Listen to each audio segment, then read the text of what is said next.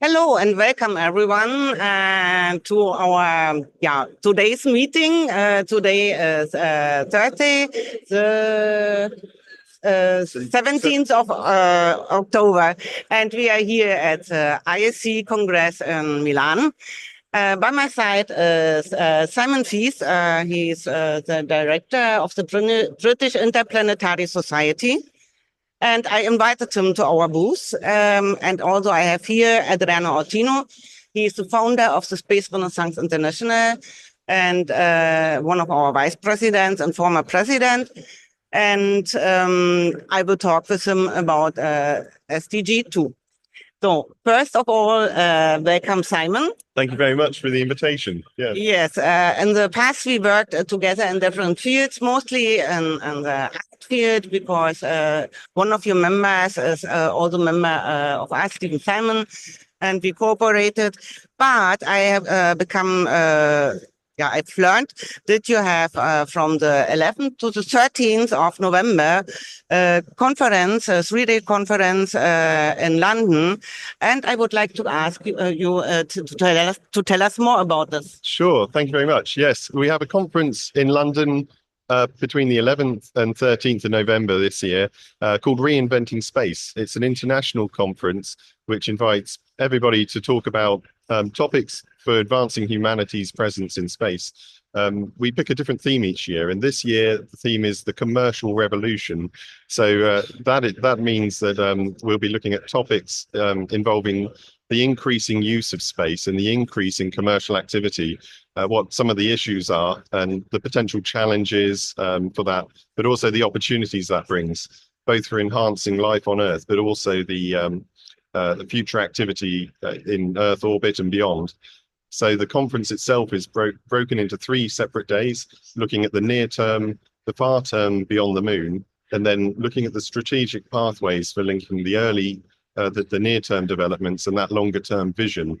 So it's a very exciting conference. It's going to be in London. We're holding it at the Royal Aeronautical Society's building, and there's going to be also an awards ceremony and dinner celebrating the successes in the space sector called the Sir Arthur Clarke Awards.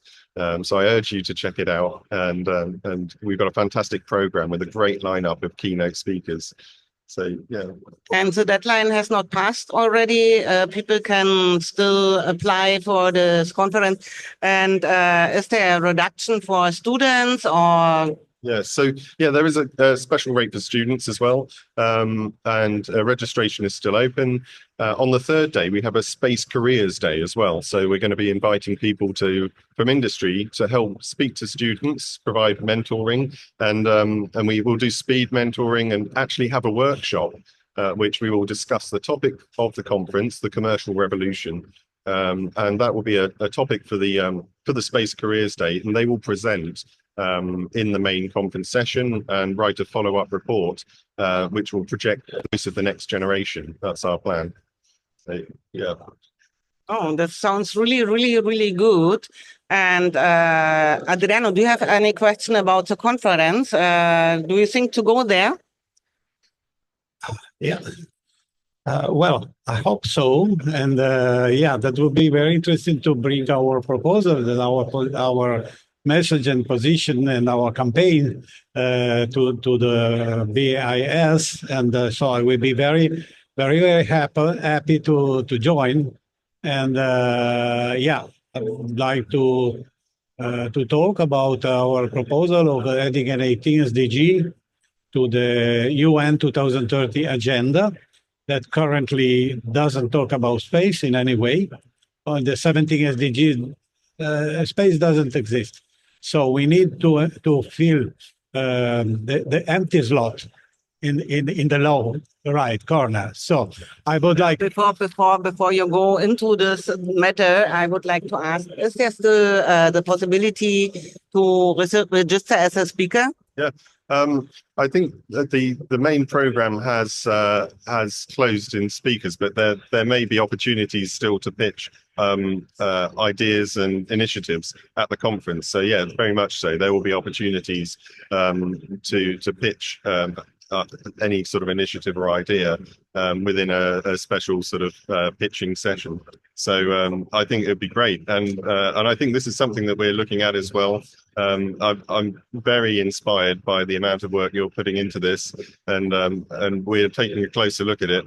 I think I think space is clearly a very important piece of infrastructure for life on Earth, and to be able to protect it, we need to protect it alongside everything else that we're looking at on Earth already. So it's an extension to life on Earth.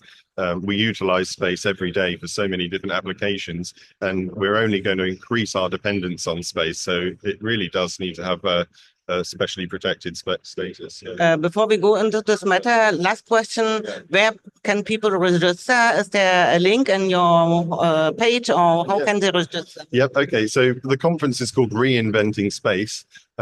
We, as the British Interplanetary Society, run it. So if you go to our website, which is BIS-space.com, you'll find links to it there, or just search Reinventing Space Conference. And you'll find out more about the society as well, the British Interplanetary Society. We're very pleased to be here at the IAC this week. We're one of the founding members of the IAF and have a long heritage of supporting the IAC. And obviously, as a membership organization, we are all inclusive of people from the space profession and also space enthusiasts. And we try and bridge all of these topics, from technical subjects to arts and culture, and bring the community together. So we're all about furthering humanity's ambitions in space, inspiring and educating the community. So do check us out. Yeah, thanks. Okay, thank you. Adriano, you were talking about SDG. SDG stands for Space Sustainable Development Goal. And I would like to ask you, what does it mean, or what is it about concrete? Maybe you can tell us more about this. Yes, of course. We are here in this booth is the booth of the Space 18 SDG Coalition. We have 10 partners who concurred to sustain the expense of this booth. So this is not only a SRI booth, but is the booth of this of the coalition for adding an 18 Sustainable Development Goal to the UN 2030 agenda, as I was saying before. And yeah, I think you are more or less aware of this initiative, and Give more details. and yeah, what we want to say is that the basic concept of this proposal is that the 17 SDGs, the existing 17 SDGs, doesn't mention space at all, and most importantly, they will not be feasible if we don't start expanding into space, if we don't start developing space, civilian space development. Only doing that, the other 17 SDG will be feasible. Otherwise, they are a kind of utopia, that can never be realized. I believe that this concept resonates very much with the British Interplanetary Society foundation concept. So I would like very much to know what you think about, and if you have some thoughts about that, and that you can share with us. You have been to the UN in New York. Can you tell us a little bit more about this conference? Yeah, but I would like before that maybe Simon can. Sure. So this sustainable development goal is absolutely something that we need. And I speaking on for myself, I believe it's a very positive thing. We're going to be looking at it closely at the British Interplanetary Society and reviewing with a view to participating, and I hope to be able to report back on that. I think that the fact that it's not already recognised as a sustainable development goal It's a shame really, because space is so integrated into life and into society, and also it's going to become so much more essential going forwards. So humanity is already dependent on space for so many different services and capabilities, many of which we take for granted. And life beyond Earth, in many senses, feels like a vision at the moment that many people are dreaming about, but we're already developing, technologies that will take us into space, and ultimately in the future for the human race. I think we need to look beyond Earth for resources, and for solutions, not just to expand humanity into space, but also find more practical solutions for life on Earth. Whether that's addressing many of the other challenges that are on the Sustainable Development Goals, be that societal challenges, energy challenges, and general infrastructure. Space has a huge amount to offer, and many things that we don't know about yet, because we're still very much on the brink of our expansion into space. So I think what I'm most excited about is that long-term vision, but thinking about the near-term activities that we're all so busy with at the moment, and stepping stones towards that. And technology and societal views and political will, the economics, they're all so important. But I think the SDG is definitely something that we will be paying attention to, and I'm very, very motivated by it. Thank you so much. I totally agree with you. And you see, in the quantity of partners we have for this SDG, and people passing by are all interested in this. And but now, Adriano, you have been to New York and representing this. Tell us more about this. Yeah. By the way, SRI is now an observer at COPOS, a Committee for the Pacific Uses of Outer Space in Vietnam. And we already proposed this idea of the Article 18 SDG to the Assembly of the 110, more or less, member states of the UN that are present at COPOS. So we think that COPOS is an interesting arena where we can talk to many countries that are present there, and we can maybe also try to help some of them. I'm talking about the not yet spacefaring countries to get in touch, to enter the space community, to start building their capacities, and also because we are reminding to the spacefaring countries that they have a huge responsibility in that, to involve really all on Earth, all the peoples of Earth, because all the peoples of Earth want to enter the space adventure, the space enterprise. So they need to be helped.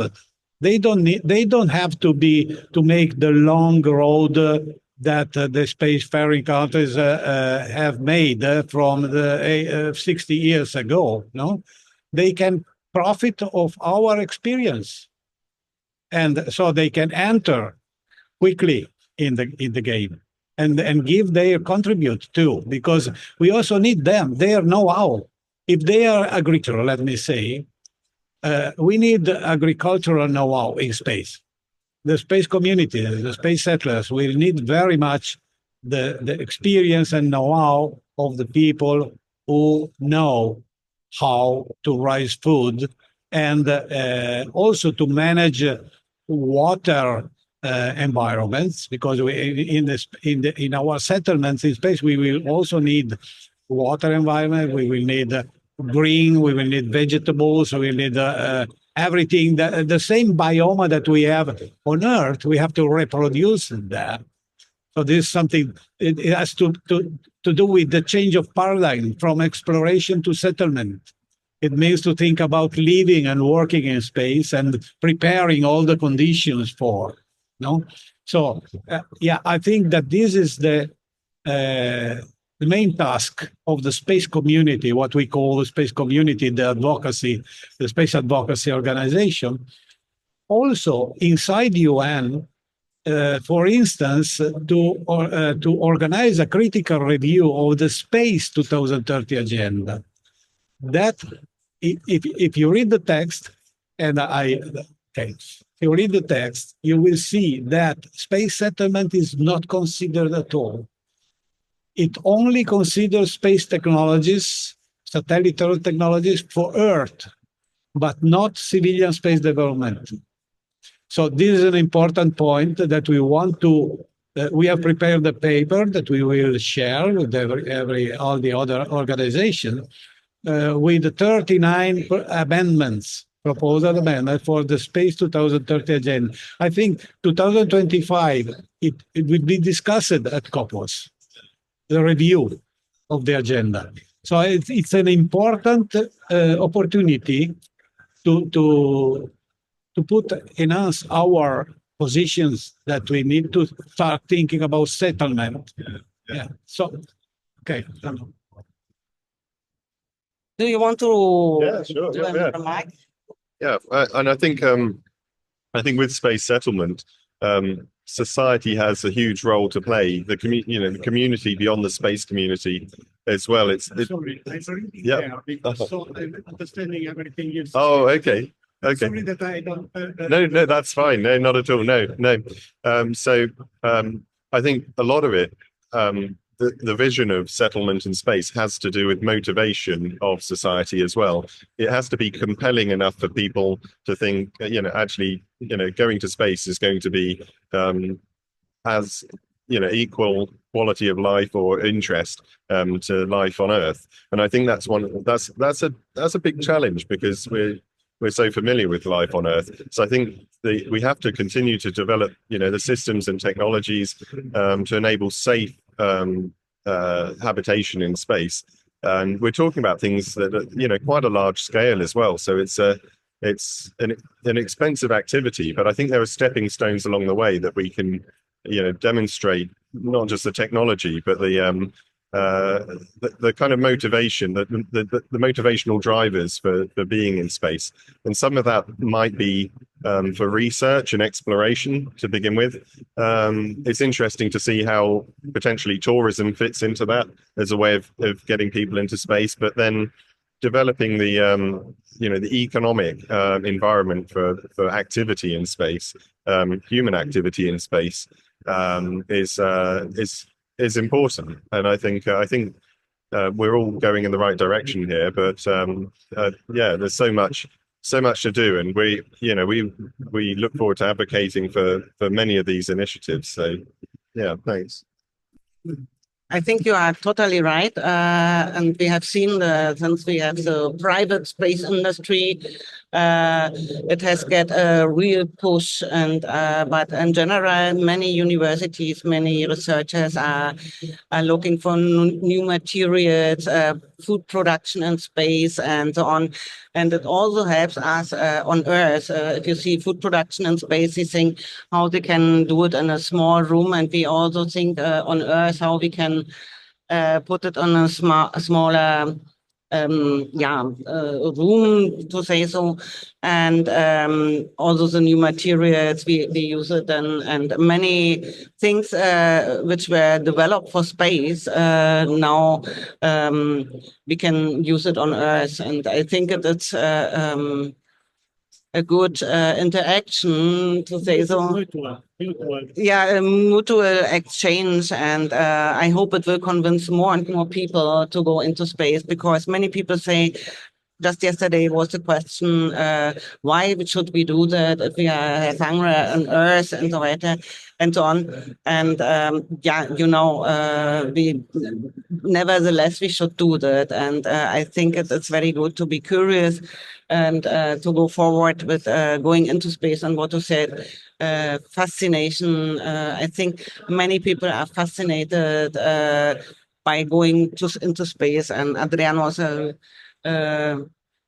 example for this, because he was one of the founders of SRI, and look how far we have come.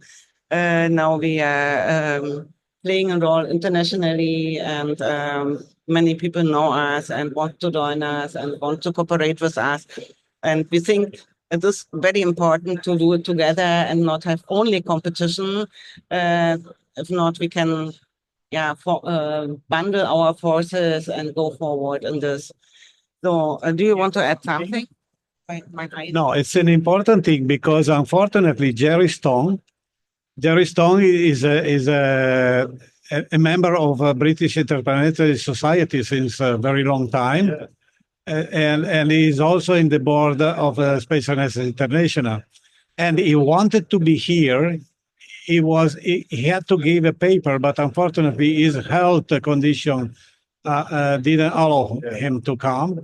But I believe you are aware of his project called Iceland Zero. Yes. That is a BIS project. Yeah. And he made several progress in the last months about that.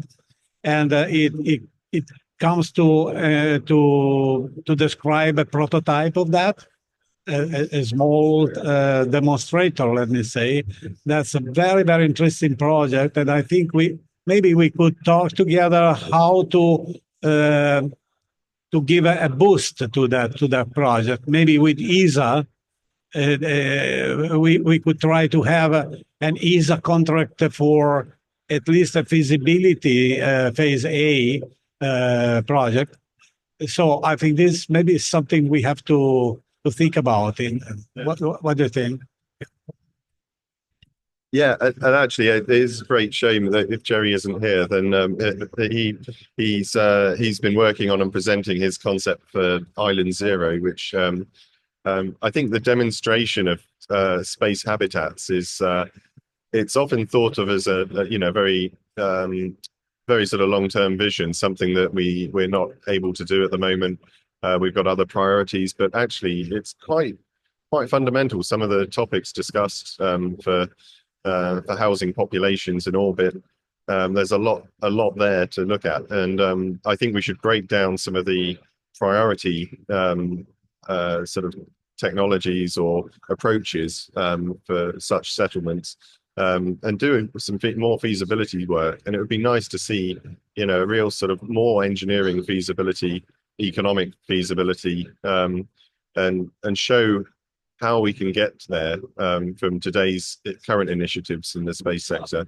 But I know that everybody has, the great thing about the space sector is we're all united by the same vision, and I think we're all working in different areas of it. So we need to keep taking steps towards that future vision, and try and encourage more work, collaboration internationally, but also work with partners and agencies to try and bring the feasibility of some of these future ideas slightly closer. So we need to keep this forward momentum, but show how we can build upon the current challenges of space today and incrementally get there. So I do believe that there's some quite inspiring projects that we can all work on collaboratively. Yeah. Okay.